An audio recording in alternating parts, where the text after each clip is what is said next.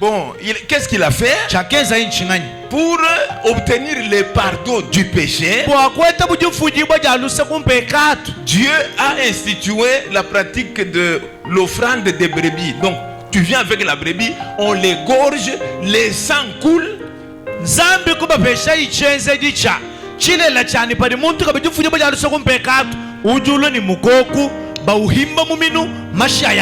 Donc c'est comme pour dire que c'est toi qui es pécheur. Au lieu que toi tu meurs, moi Dieu dans ma miséricorde, j'accepte que l'animal puisse mourir à ta place. Et la personne qui vient avec la brebis, c'est dire que pour offrir la brebis, il met les mains sur la brebis. Il commence à confesser ses péchés. J'ai commis adultère. J'ai injurié. J'ai volé. J'ai donné un faux témoignage. Oh Seigneur, j'ai demandé pardon.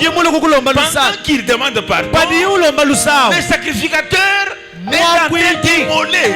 Pour que le péché de cette personne repose sur cette brebis là. C'est dire que la brebis est en train de mourir à la place de l'homme.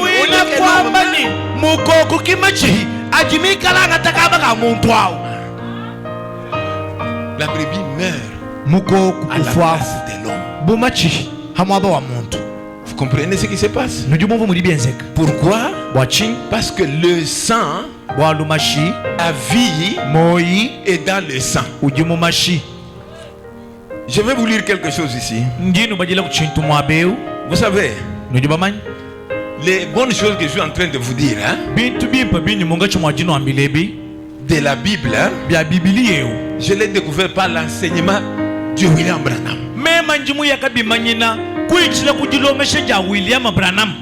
Quand j'ai trouvé qu'il enseigne la Bible, tout ce que moi je ne connaissais pas, je commence à connaître dans la Bible. J'ai dit, oh Seigneur, merci.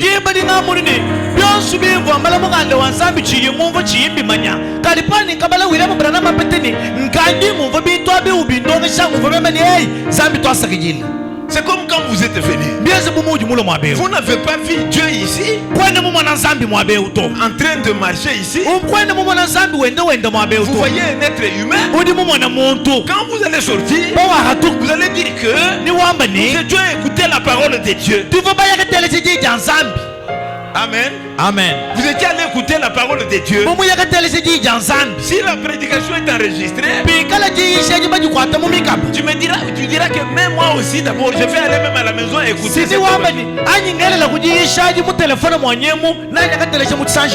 Donc c'est parce que tu es convaincu que ce qu'il a prêché c'est conforme à la parole de Dieu.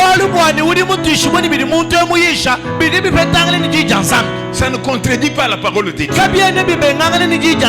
Donc c'est pourquoi si nous avons connu ce qui était en Jésus, qui fait qu'il nous sauve, c'est lorsque nous avons lu la Bible par les prophètes. Oui, oui. C'est ça qui nous a éclairé, qui nous a amené à découvrir. Parce que j'ai une de ces prédications ici, les réalités infaillibles du Dieu vivant. Paragraphe 99, il dit, l'esprit vit toujours dans les sangs. Parce que c'est à travers le sang que vient la vie.